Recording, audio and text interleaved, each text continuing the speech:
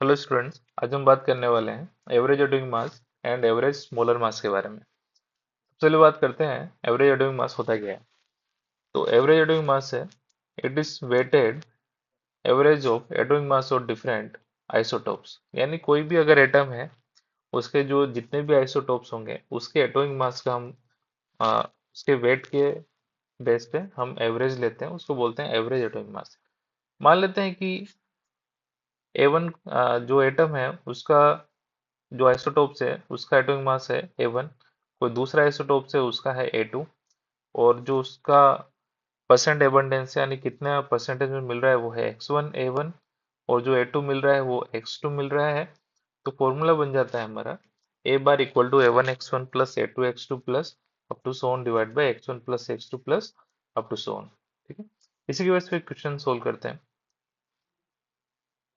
Question दिया हुआ है, boron has two isotopes, boron 10 and boron 11, whose percentage abundance are 19.6% and 80.4% respectively.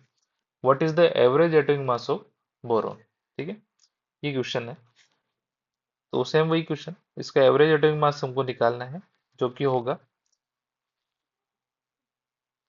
Boron 10 दिया हुआ है यानी 10, उसका जो परसेंट एबंडेंस है वो है 19.6, प्लस सेकंड है बोरोन 11 यानी 11 मल्टीप्लाई 80.4 डिवाइड बाय टोटल करेंगे परसेंटेज 19.6 प्लस 80.4, ये आएगा आपका 10.804 A M U. M U मतलब atomic mass unit. Second question लेते हैं हम।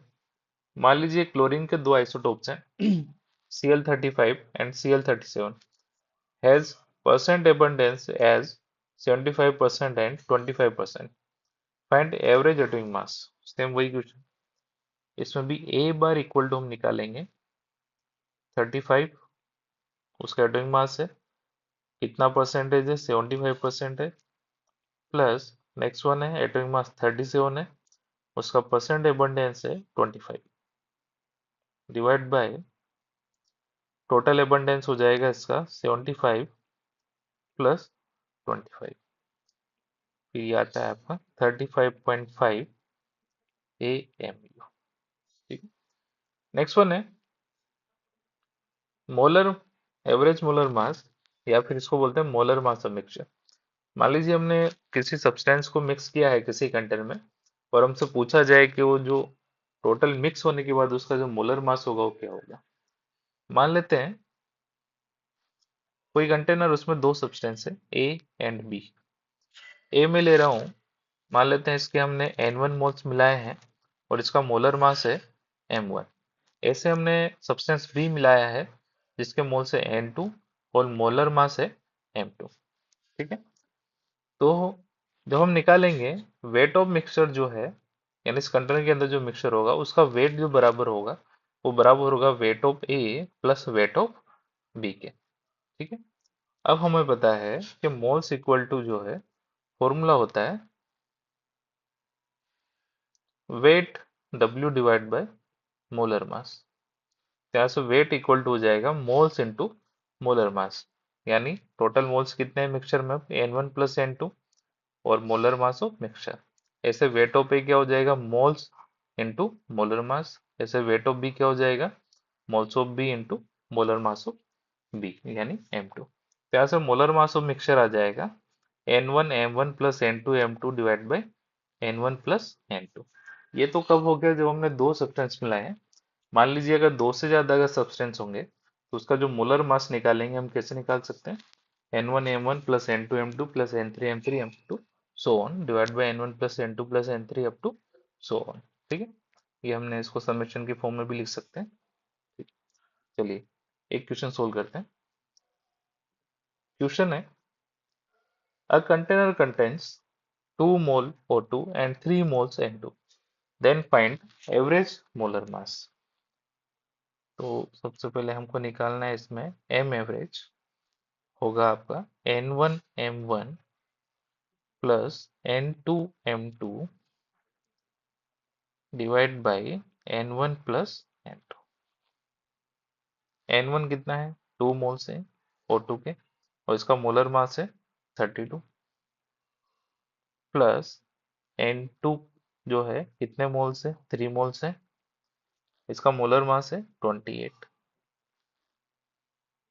डिवाइड बाय टोटल मोल्स कितने होंगे, 2 प्लस 3, यानी ये हो जाएगा आपका 148 डिवाइड बाय 5, यानी 29.6 ग्राम। ठीक है, एक और नेक्स्ट क्वेश्चन सोल्व करते हैं। क्वेश्चन है 2 mole water and 3 mole C2H5OH are mixed, calculate average molar mass. ठीक, चलिए सेम वही, m एवरेज इक्वल टू हो जाएगा मोल्स ऑफ वाटर, इसका मोलर मास हो जाएगा 80, प्लस 3 मोल और इसका मोलर मास हो जाएगा 46, डिवाइड बाय टोटल मोल्स हो जाएंगे 2 प्लस 3, ये आ जाएगा आपका 174 डिवाइड बाय 5, यानी 34.8 ग्राम। ठीक है, चलिए नेक्स्ट क्वेश्चन है, बहुत अच्छा क्वेश्चन है, कई बार एग्जाम में पूछा गया है अभी ये वाला। Air contains 70% N2 and 30% O2 by moles, calculate average molar mass.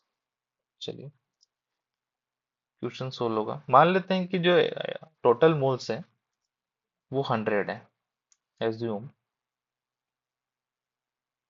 Total moles equal to 100,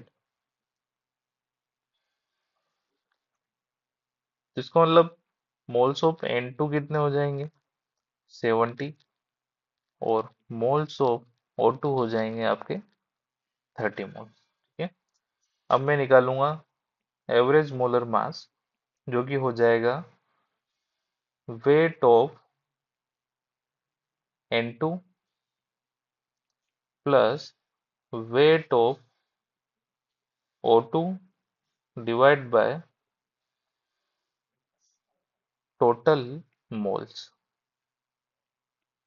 wait of N2 हो जाएगा मोल्स इंटू मोलर मास, यानी 70 into molar mass 28, plus weight of O2 यानी moles into molar mass that is 32, divide by total moles हो जाएंगे 70 plus 30, ये आ जाएगा आपका, solve करेंगे तो 2920 डिवाइड बाय 100, ये हो गया 29.20 ग्राम। ठीक, इसी रिलेटेड एक और क्वेश्चन बनता है एग्जाम के अंदर, कॉम्पिटेटिव में भी। मान लीजिए ऊपर बाई मोल्स था, मेरे नीचे बाई मास अगर क्वेश्चन आ जाता है, तो क्वेश्चन में मान लेते हैं air contains 70% N2 and 30% O2 by mass, दूसरो फाइंड एवरेज मोलर मास। तो सेम पहले हमने एज्यूम किया था टोटल मोल्स 100, अभी करेंगे assume total mass equal to 100 ग्राम।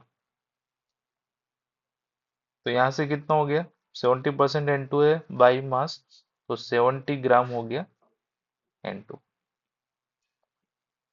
और 30% O2 बाई मास है, यानी 30 ग्राम हो गया O2। यहाँ से मोल्स कितने आ जाएंगे इसके N1, weight divide by molar मास, यानी 28, या फिर हम उसको सीधा भी कर सकते हैं अगर मोल्स ना निकालें तो। ठीक, तो कितना आ जाएगा, M average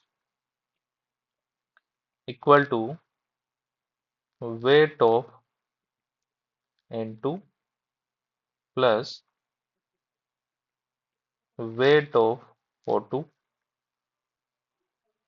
divide by total moles. Total moles में क्या आएगा, moles of N2 plus moles of O2। तो वेट ऑफ N2 कितना है 70 है, वेट ऑफ O2 है 30 है, टोटल मोल्स कितना हो जाएगा, N2 के मोल्स हो जाएंगे 70 डिवाइड बाय 28, प्लस O2 के मोल्स हो जाएंगे 30 डिवाइड बाय 32 मोलर मास। ये आ जाएगा आपका, जब इसको सोल्व करेंगे तो 29.09 ग्राम। ठीक है, आई होप आपको समझ में आया होगा। मिलते हैं नेक्स्ट लेक्चर में। Thank you.